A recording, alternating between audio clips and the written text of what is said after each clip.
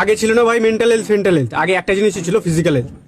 মানে মানুষ শারীরিক সুস্থ থাকতো, তারপর যে জিনিসটা চাইতো সেটার জন্য কাজ করতো আর অর্জন করতো। কিন্তু এখন ভাই ফিজিক্যাল হেলথের সাথে মেন্টাল হেলথেরও খেয়াল রাখা ভাই ততটাই গুরুত্বপূর্ণ। আর মেন্টাল হেলথ খারাপ হয়ে যাচ্ছে কেন দিন দিন?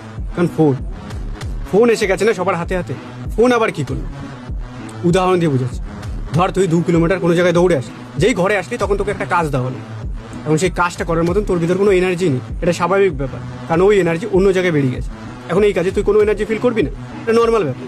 ঠিক সেভাবেই যখন আমরা 2 ঘন্টা 4 ঘন্টা 6 ঘন্টা ফোন ইউজ করি, 10টা মানুষের স্টোরি দেখি, তাদের লাইফে কি চলছে, রিলস দেখি, ইউটিউব দেখি, খুন মার্ডারের ইনফরমেশন আমাদের ব্রেনে আসে।